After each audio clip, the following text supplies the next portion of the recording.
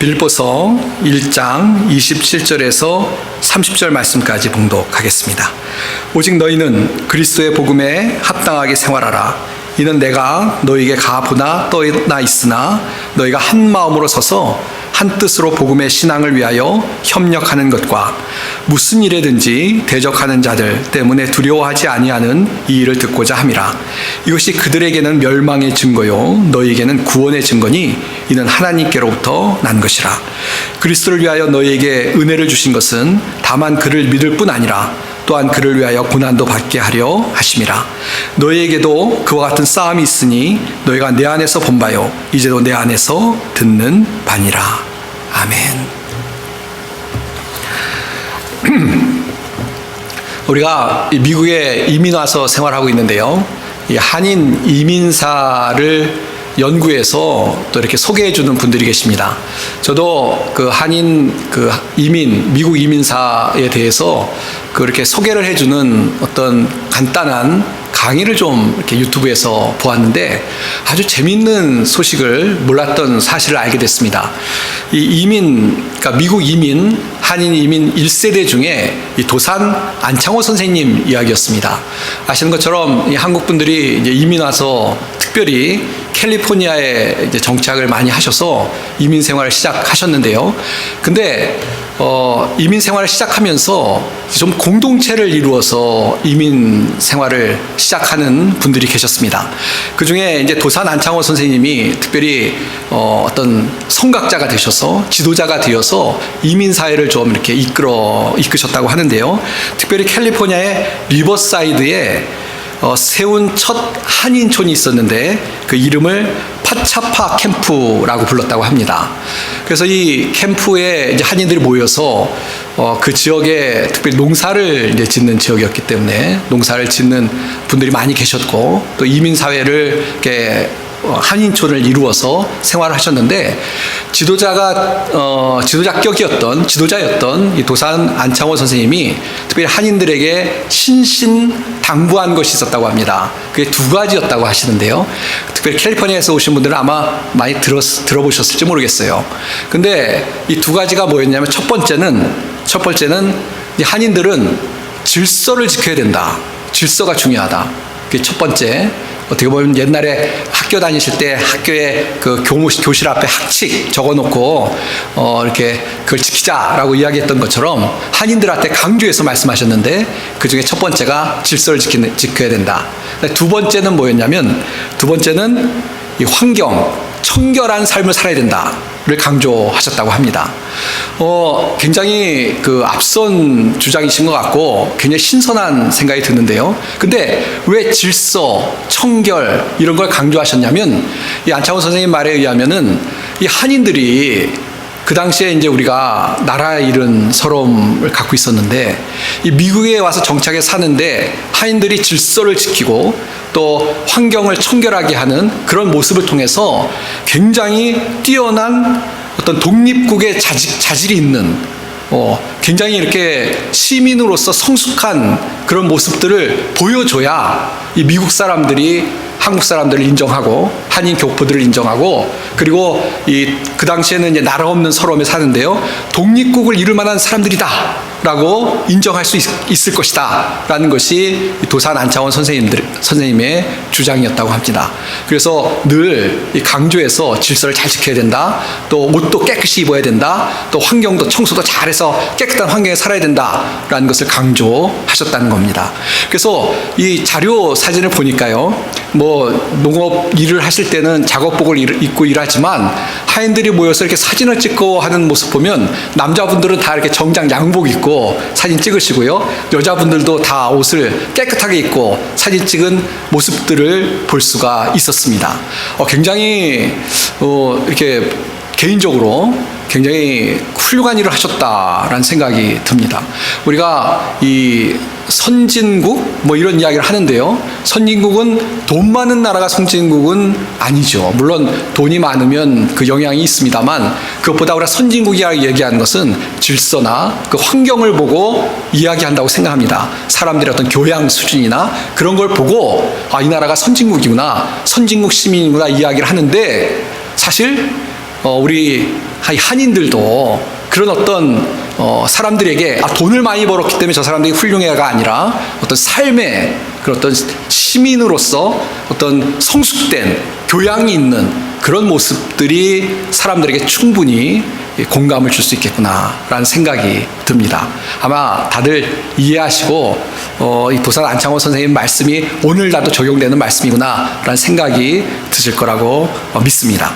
왜 이 말씀을 드리냐면 우리가 살아가는데요, 그 사람의 어떤 수준이 중요합니다. 그렇죠? 근데 그 사람의 수준, 그 사람의 어떤 그 모습 속에서 이 사람 괜찮은 사람이다 얘기하는 것은 도대체 뭐를 가지고 괜찮은 사람이냐 얘기할 것이냐, 그 사람이 어떻게 사느냐, 어떤 말을 하느냐, 어떤 행동을 하느냐, 어떠한 삶의 모습으로 살아가느냐를 가지고 우리가 사람들을 평가할 수 있다고 생각합니다. 근데 좋은 사람, 괜찮은 사람은 뭐냐면 우리가 다 같이 느끼는 그런 어떤 아주 기준이 분명하고 또 모든 사람들에게 인정받는 그런 기준을 가지고 또 다른 좀 단어를 쓰자면 좀 품위가 있고 고상하고 또 아름답고 그런 모습으로 살아가는 사람들을 우리가 참 잘 사는 사람들이다 라고 이야기할 수 있을 거라고 생각합니다.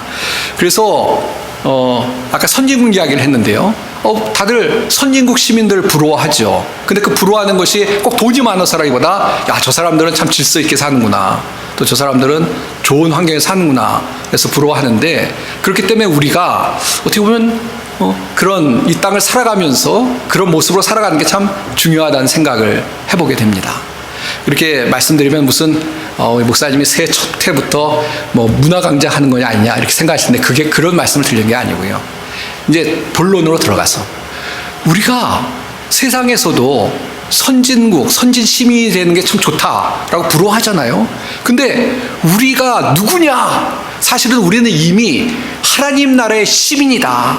그래서 하나님 나라의 수준에 맞는 그런 시민다운 삶을 살아야 된다라는 말씀을 드리려고 이런 말씀을 꺼낸 것입니다. 우리가 이제 빌립보서 오늘 말씀 볼 거고요. 새해 첫 시간에 계속 빌립보서 말씀을 강해를 하려고 합니다. 근데 이 빌립보서 말씀 3장 20절 보시면 이런 말씀이 있어요. 그러나 우리의 시민권은 하늘에 있는지라 거기로부터 구원하는 자 곧 주 예수 그리스도를 기다리노니 하는 말씀이 있습니다. 뭐라고요? 우리의 시민권이 하늘에 있다는 것입니다. 그러니까 우리가 하나님 나라의 시민이다 라고 말씀하고 있는 것입니다. 물론 우리의 이 땅에서 시민권이 어떤 분은 미국 시민이시고 어떤 분은 아직 한국 시민권을 갖고 계신 분도 있는지 모르겠어요. 저희 교회는 제가 보니까 100% 미국 시민이신 것 같은데, 시민권, 이 땅에서 시민권은 미국 시민인지 모르지만 우리가 이 땅의 시민권이 중요한 게 아니고요. 중요하죠. 그러나 더 중요한 것이 있는데 우리가 하나님 나라의 천국의 시민이다 라고 성경은 분명하게 우리에게 선포해 주고 있다는 것입니다. 사랑하는 성도 여러분, 이게 얼마나 기쁜 소식입니까? 예. 이 미국 시민권을 따기 위해서 오늘도 많은 사람들이 미국으로 오고 있습니다. 제가 미국 살아보니까 좋은 것도 있고 나쁜 것도 있는데 어쨌건 이 시민권이 좋다고 생각해서 막 세계 나라에서 오고 있는데요. 근데 하나님 나라의 천국의 시민권은 이게 비교가 안 되는 것이죠. 미국 시민권과 비교가 되겠습니까? 그런데 성경은 뭐라고 얘기하냐면 우리가 예수님을 믿었기 때문에, 하나님이 우리를 선택하셨기 때문에, 우리가 자격이 있어서가 아니라 미국 시민권을 따는 자격을 얘기하는지 모르겠습니다만 우리가 하나님 나라에 우리는 자격이 없지만 하나님이 우리를 사랑하셔서 우리를 선택하셔서 하나님 나라의 시민이 되게 하였다라고 분명히 말씀해주고 있는 것입니다. 그러니까 참 우리가 대단한 사람들이에요. 그렇죠? 우리가 어디 가서 어깨를 펴고 살 수 있는 그런 사람들입니다. 우리가 하나님 나라의 시민입니다. 하나님 나라의 시민. 자, 근데 우리 하나님 나라의 시민인데요. 그럼 하나님 나라의 시민으로서 그 시민에 합당하게 생활하는 것이 중요한 것입니다. 그렇죠? 우리가 하나님 나라의 시민인데 영 하나님 나라의 시민에 걸맞지 않는 거예요. 선진국 시민이라고 하면서 봤더니 선진국은 교양도 있고 좋다고 그러는데 그 시민 중에 한 사람 봤더니 영 엉망인 거예요. 운전하려고 가면서도 그냥 아무데나 세우고 싶은데 세우고요. 그 다음에 길 가다가 볼일 보고 싶으면 아무데나 볼일 보고요. 그러면 하나님 그 선진국의 시민이라고 이야기할 수 없는 거죠. 마찬가지로 우리가 하나님 나라의 시민이 되었는데 그 하나님 나라의 시민에 합당하게 사는 것이 중요한 줄 믿습니다. 그게 바로 오늘 27절 말씀입니다. 오직 너희는 그리스도의 복음에 합당하게 생활하라. 여기 그리스도의 복음에 합당하게 생활하라는 말씀이 있는데요. 이 생활하라는 말 뒤 단어가 원래 그 어원적으로 옛날에는 이제 이 당시엔 로마가 있었죠. 로마 시민 생활을 이렇게 로마 시민, 로마가 선진국이라 생각했으니까 그 로마 시민의 백성의 시민의 합당하게 생활하라 말과 같은 의미를 갖습니다. 그러니까 꼭 로마 시민을 얘기하려는 것은 아니고 하나님 나라의 시민의 생활을 해라 라고 사도 바울이 지금 강조하고 있는 것입니다. 예. 오늘 이 말씀을 조금 더 우리가 살펴보겠습니다. 첫 번째, 우리가 이 말씀을 좀 더 분석을 해서 살펴보고자 하는데요. 첫 번째 뭐냐면 이 생활하라는 말씀을 좀 우리가 더 의미를 살펴보려고 합니다. 생활하라, 생활하라. 그게 살아라라는 뜻이죠. 살아라라는 뜻인데 아마 이 말씀을 들으면 어떤 분들은 이런 생각이 들지 몰라요. 교회 나왔는데 생활하는 거, 살아가는 게 그러면 또 행함을 강조하는 거 아닌가? 이렇게 살아라. 그러니까 무슨 다른 종교들처럼 이렇게 살라, 이렇게 살아야 된다라고 말하는 것처럼 교회 나왔더니 예수 믿어라가 아니라 또 이렇게 생활해라 라는 말씀을 강조하는 거 아닌가라는 의구심이 드는 분이 계실지 모르겠습니다. 맞습니다. 생활해라, 실천해라, 이렇게 살아라 말씀드리는 거 맞습니다. 이 말씀을 좀 더 설명을 드려야 되겠는데요.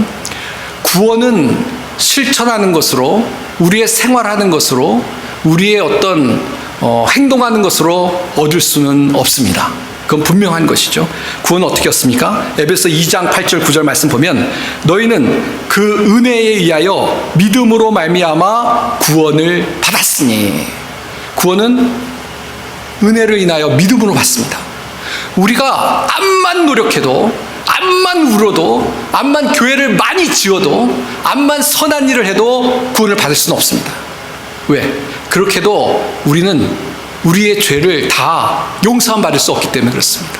우리는 죄인이고 사실은 하나님이 원하시는 선을 행할 수 있는 그런 사람들이 아니고 죽은 존재들이기 때문에 구원은 행함으로 받을 수 있는 것이 아니고 은혜로, 믿음으로 구원을 얻습니다. 예수 그리스도가 우리를 위해서 십자가에 죽으셨고 그 예수님을 믿어야 우리 죄가 용서함 받고 예수를 믿어야 구원을 얻는다는 것이 성경에서 말하는 복음입니다. 복음입니다. 자, 그러나 보세요. 이것은 너희에게서 난 것이 아니요 하나님의 선물이라. 행위에서 난 것이 아니 이는 누구든지 자랑하지 못하게 함이라. 하나님의 선물. 그래서 선물인 겁니다. 구원이 우리 행함으로 받는 것이 아니기 때문에 선물은 뭐죠? 그냥 주는 거예요. 거저 주는 것. 공짜가 선물입니다. 뭘 요구하면 선물이 아니죠. 뇌물이 되는 거죠. 뭘 요구하면서 주면 뇌물이 되는 거고 그냥 주는 것입니다. 선물이에요, 선물. 분명히 구원은 선물입니다. 은혜로 받는 것입니다. 구원은 공짜입니다. 하나님의 은혜가 커서 우리가 구원을 얻고 하나님의 자녀가 되었다는 것입니다. 자, 그런데 여기서 끝나면요. 이제 구원 하나님의 은혜로 받는 거라며 하나님이 나를 선택하셔서 예수님을 믿기만 하면 구원을 주신다며 라고 생각하고 해서 끝나면 그러면 다 끝이냐? 그것은 아닙니다. 자, 보세요. 빌립보서 2장 12절인데요. 12절 말씀 제가 봅니다. 빌립보서 2장 12절입니다. 그러므로 나의 사랑하는 자들아 너희가 나 있을 때뿐 아니라 더욱 지금 나 없을 때에도 항상 복종하여 두렵고 떨림으로 너희 구원을 이루라. 구원을 이루라. 아니, 예수 믿고 구원이 이루어졌으면 이루라는 말은 뭡니까? 계속 진행하라는 말인데 이 말이 앞뒤가 안 맞잖아요. 이게 무슨 말이냐면 오해하시면 안 되는데요. 구원은 이미 받았습니다. 그러니까 우리가 구원받고 예수 믿고 이미 구원받았고요. 우리는 천국 시민이 되었고요. 이 하나님 나라에 들어간 것이 다시 우리에서 빼앗기는 일은 없습니다. 예수 믿고 나서 이제 다 끝난 거예요. 그러나 여기서 이야기하는, 빌립보에서 이야기하는 것은 뭐냐면 우리가 하나님 나라의 백성이 되는 것, 하나님의 자녀가 되는 것을 이야기하는 것이 아니고 이제 자녀가 되었으니까, 천국의 시민이 되었으니까 우리가 그렇기 때문에 그것에 합당하게 사는 것이 필요하다라고 말씀하고 있는 것입니다. 예, 그것이 구원을 이루어가는 것이다 라는 표현으로 우리에게 이야기하고 있는 것입니다.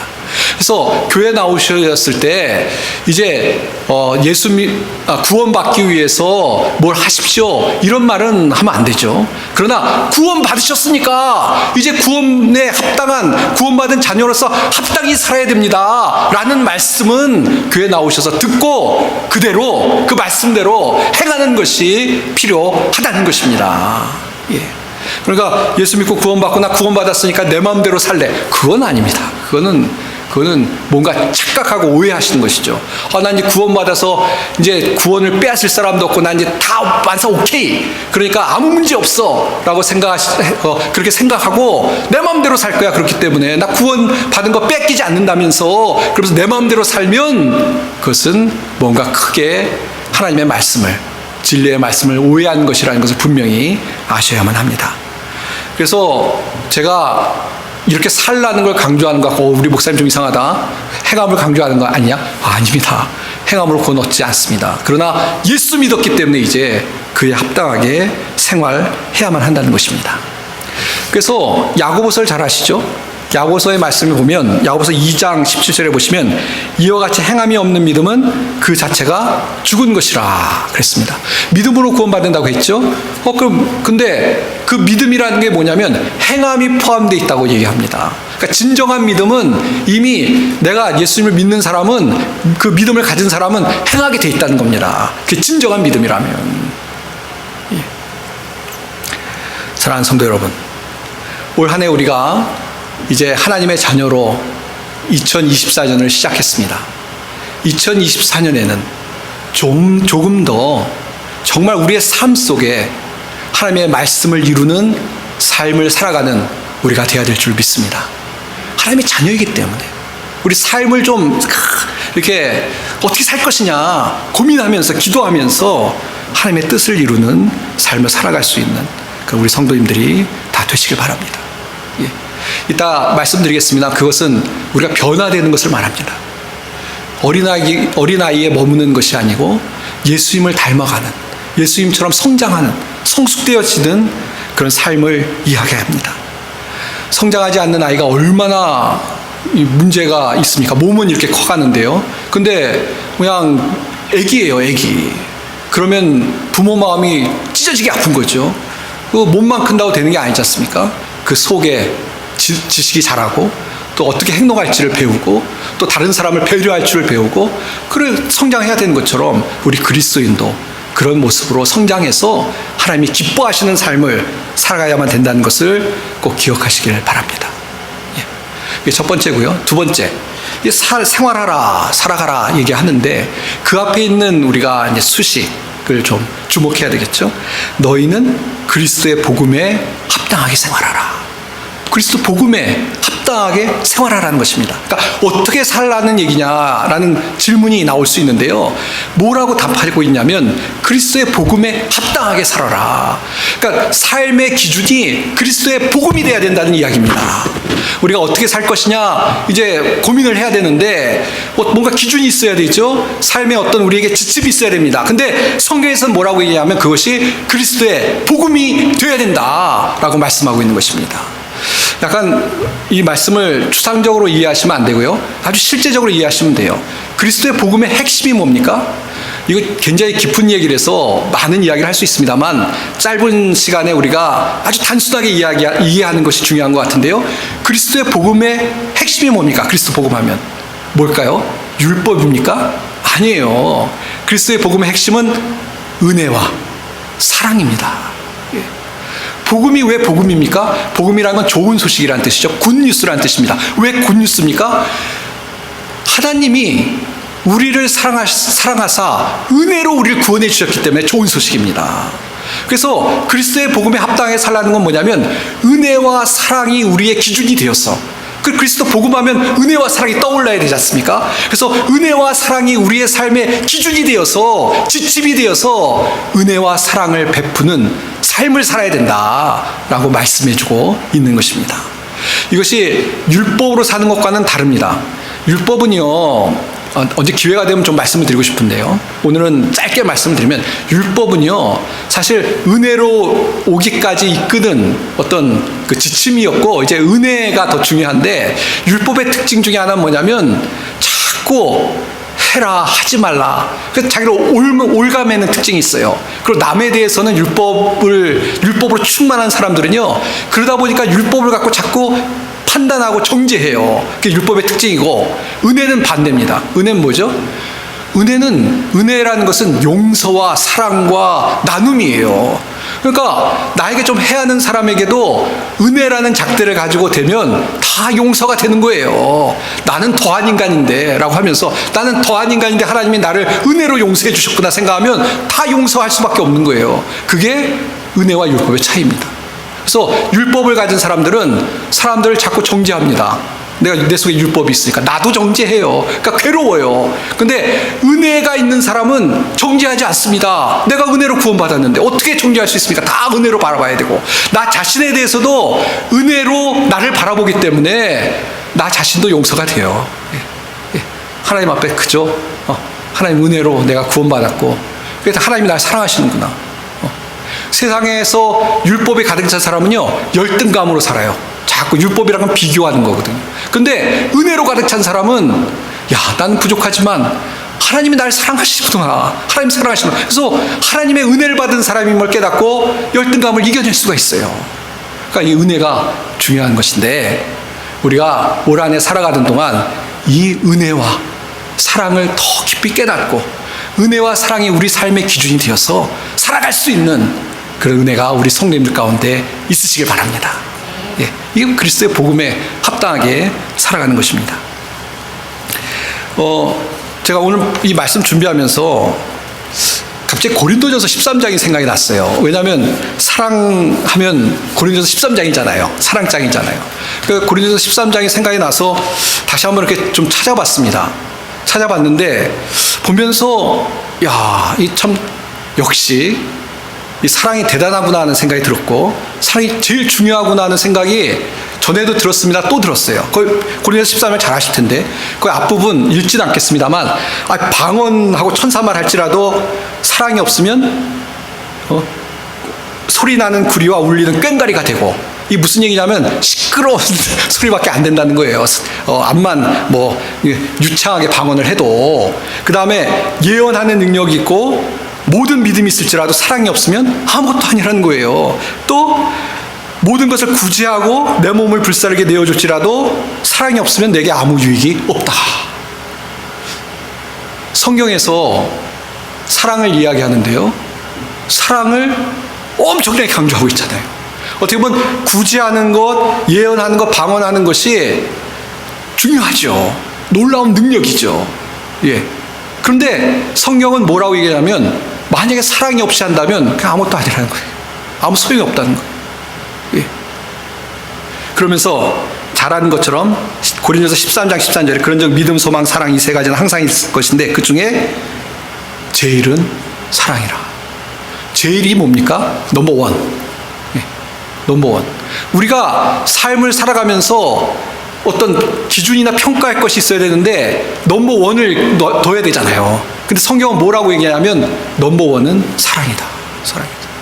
그래서 올 한해 그리스도의 복음에 합당하게 살아가는데 우리 삶의 기준, 첫 번째 놔야 될 넘버원이 뭐냐, 제일이 뭐냐, 사랑이다 라고 얘기해도 될 것 같습니다. 구제도 중요해요. 하십시오. 근데 사랑 없이 구제하는 거 소용없어요. 그러니까 사랑이 있이 구제를 하십시오. 그게 중요하다는 거죠. 그러니까 제가 좀 돌려서 말씀을 드리고 있는데, 더 말씀드리면 우리의 속사람이 먼저 성숙화되고 거룩하게 되고 우리 성품이 바뀌고 그 바뀐 걸 가지고 뭔가 행함을 해야 된다는 것입니다. 행함을. 예. 예. 아까 이제 그 고린도서 13장의 구제를 말씀드렸으니까 어떤 분들 구제하시는 분 중에, 그러니까 선한 일 하시는 분 중에 자랑하려고 하는 분이 있어요. 아니면 억지로 남들 하니까 남들이 뭐라고 할까봐 하는 분들이 있어요. 그것도 안 하는 것보다 낫습니다. 저는 그렇게 생각해요. 안 하는 것보다 훨 나아요. 그것도 안 하는 분들 많아서. 근데 제일 좋은 건 뭐예요? 진짜 사랑이 우러나서 막 하는 거예요. 막 가난한 사람을 보면, 어려운 사람을 보면 잠이 안 와요. 그런 경험 있으십니까? 잠이 안 와요. 막. 예. 내가 못 먹어도 나누고 싶어요. 예. 그게 최고잖아요. 예. 올 한해 살아가는 동안에 이런 마음, 그래서 복음이 내 속에서 팍 나를 막 가만히 있지 못하게 하는 그런 그리스도의 복음에 합당한 어떤 마음을 가지고 살아갈 수 있는, 생활할 수 있는 우리 성도님들이 다 되셨으면 좋겠습니다. 예, 예. 자, 그런데 이렇게 살아가는 게 쉽지만은 않습니다. 그렇죠? 쉽지만은 않습니다. 예. 뒤에 28, 29, 30절 나옵니다만 복음을 위해서 살아가는 것이, 그리스도의 복음을 전하고 또 복음대로 살아가는 것이 쉬운 일이 아니에요. 그래서 이 30절 말씀 보면 싸움이라는 단어가 나오잖아요. 싸움이에요, 싸움. 이 땅에서 그리스도의 복음에 합당하게 살아가는 삶은 놀이동산에 가서 노는 것이 아니고 싸움입니다. 영적인 전쟁터에 우리가 그리스도의 복음을 가지고 들어가서 복음을 증거하고 또 그 복음대로 살아가는 삶이 있어야 되기 때문에 싸움터입니다. 힘들 거예요. 그러나 힘들어도 주님을 위해서, 또 우리가 정말 제대로 하나님 나라의 시민으로서 하나님을 기쁘시게 하기 위해서 살아가는 그런 삶이 이루어져야 될 줄 믿습니다. 예. 1장 27절 오직 너희는 그리스도의 복음에 합당하게 생활하라를 영어 성경 중에 NIV라는 성경이 있는데요. 그 NIV라는 성경은 그렇게 좀 약간 의역을 하고 있습니다. 뭐라고 의역하냐면 Whatever happens, conduct yourself in a manner worthy of the gospel of the Christ라고 번역을 하고 있는데요. 무슨 얘기냐면 Whatever happen, 무슨 일이 일어나든지 그리스도의 복음에 합당하게 생활하라. 그 매너라는 말이 나오는데 매너가 중요하죠. 어떤 일, whatever happen, 무슨 일이 생기든지. 그래서 이 현대어 성경이라는 성경은 그것을 내 신변에 어떠한 일이 일어날지라도 여러분은 언제나 그리스도인답게 살아야 합니다 라고 번역을 하고 있습니다. 그러니까 그리스도의 복음에 합당하게 산다는 것은 무슨 일이 일어나든 변함이 없어야 된다는 것입니다. 내가 이건 너무 힘든 일이라서 나 그리스도인답게 못 살겠어. 이것은 종류가 좀 다른 일이야 라고 해서는 안 되고요. 어떠한 삶의 환경 속에서건 어떠한 어려움이 있던 상관없이 그리스도의 복음에 합당하게 살아야 된다라고 우리가 이해할 수 있겠습니다. 무슨 말씀인지 아시겠습니까? 그리스도의 복음에 합당하게 살아가는 것은요, 내가 이때는 이렇게 하고 저때는 저렇게 하고 이런 상황에서는 그리스도의 복음에 좀 합당하게 살고 좀 상황이 나한테 불리하면은 하나님은 약간 비켜서 계십시오. 내가 내 뜻대로 하겠습니다 라고 살아가는 것이 아니라 어떠한 환경에서건 어떠한 상황에서건 무슨 일을 만나건 간에 항상 그렇게 살아야만 한다는 것입니다. 또 교회에 나와서만 매너 있는 척 하시면 안 되고, 나가서도, 세상 속에 나가서도 세상에 식당이나 가게에 가시거나 이웃을 만나거나 상관없이 어떠한 상황 속에서도 그리스도인답게, 이 영어에 매너가 나왔으니까 매너를 지키셔 살아가셔야 됩니다. 예, 정말 그래야 또 그리스도의 복음을 증거할 수 있어요. 세상 사람들은 우리의 말을 듣기보다는 우리의 삶을 봅니다. 삶을. 그리스도의 복음을 정말 증거하고 싶으세요? 삶이 바뀌어야 세상 사람들에 영향을 줄 수 있습니다. 그래야 복음을 증거하며 살아갈 수가 있는 것입니다. 사랑하는 성도 여러분, 올 2024년 다시 한번 결심을 하셨으면 좋겠습니다. 내가 어떠한 상황 속에서도 어려움이 있어도 그리스도의 복음대로 복음에 합당하게 살아가겠다 결심하고 살아갈 수 있는 우리 모든 성도님들이 다 되시길 바랍니다. 이제 말씀을 맺도록 하겠습니다. 아까 서두에 말씀을 좀 드렸는데요. 제가 이제 운전하러 가다가 한 번은 이렇게 좀 길은 길인데 동네 길이죠. 근데 어쨌든 길이에요. 동네 길인데 들어갔어요. 근데 앞에 차가 꽉 막혀 있어요. 그래서 무슨 일이냐고 봤더니 이렇게 길이 한 길인데 양방에 가는 운전수, 반대 운전수가 차를 세우고 서로 인사하고 막 얘기를 하고 있더라고요. 그래서 제가 뒤에 섰는데도 안 비켜요. 예. 그래가지고, 야, 이게 참, 매너가 없다라는 생각이 좀 들었습니다. 예. 그래서, 그건 아니지라는 생각이 좀 들었습니다. 그 유튜브에 보니까 어느 나라는 아까 서두에 말씀드렸는데 길에서 바쁘면 용변들을 보시더라고요. 도시인데 그냥 아무 데서나 이렇게 용변을 보는 그런 모습들이 유튜브에 올라서 이야, 이 21세기에 제가 아프리카도 살았었는데 이 세계가 글로벌 돼가지고 이 대도시에 사는 사람들도 저렇게 할 수 있구나라는 생각이 좀 들었습니다. 근데 뭐 그 유튜브에 올린 사람도 그렇고 제가 아까 그 차 얘기도 드리는 건 뭐냐면 그러면 민폐가 되죠. 뭐 민폐가 안 되고 자기 혼자 살아가는 거면 뭐 다 좋은데 우리가 서로 살아가는 거 아닙니까? 그러니까 서로 질서를 지키고 환경을 잘 유지하며 살아가는 것이 중요하다는 생각을 갖습니다. 아까 이 복음을 증거하는 이야기를 했는데 오늘날 교회들이 굉장히 위기인 것은 사실입니다. 정말 사실입니다. 전에도 한번 말씀드렸는데 노예 갔더니 젊은 목사들이 없다고 저를 보시고 젊은 목사라고 하시면 안 됩니다. 저 여기 와서 많이 그 얘기 들었는데 저 몇 살이 돼야 젊은 목사를 벗어날 수 있는지 모르겠습니다. 저도 좀 있으면 60대가 되는데 근데 진짜 젊은 목사들이 없대요. 그래서 노예 회의를 하는데 무슨 회의를 하냐면 그 안건을 내셨어요. 또 목사님이 새로 저희 노예에 가입하는 목사님들을 가입하기를 좀 쉽게 하자고. 지금은 시험을 3번인가 4번 봐야 된다고 그러더라고요. 그러니까 그거를 줄여서 한 2번만 봐서 그래야 좀 젊은 목사들이 가입을 하지 않겠냐라는 이야기를 하시더라고요. 근데 듣는 목사님들이 다 이건 아니지. 그래가지고 부결이 됐습니다. 그만큼 이제 사람들이 예수 믿는 사람들이 좀 적어지고 우리가 더 복음을 증거해야 되겠다는 그런 시대가 됐다는 것을 반증하는 것입니다. 저는 근데 그 결정적인 이유가 뭘까? 저희가 믿는 사람들이 아무 데서나 일 보고 길 막고 사람들 눈살을 찌푸리게 한 것도 이유라고 생각합니다. 믿는 사람들이 싸우고 분열하고 세상적으로 살고 세상 사람과 더하고 그런 모습 때문에 우리가 그리스도의 복음에 합당하게 살지 않아서 그런 것들이 영향을 미치지 않았을까? 뭐 그것이 가장 큰 영향이라고 제가 말씀을 못 드리겠습니다만 그랬을 거라는 생각이 좀 듭니다. 그랬을 거라고 믿습니다. 최소한 우리는 그래서는 안 되겠죠. 우리는 오래 살아가면서 정말 그리스도의 복음에 합당하게 한번 살아가기를 원합니다. 은혜와 사랑이 좀 충만해서 은혜와 사랑이 충만한 삶을 좀 세상 속에 보여주고 그래서 예수 그리스도의 영광을 좀 드러내고 살아갈 수 있는 저희들이 되어야 될 줄 믿습니다.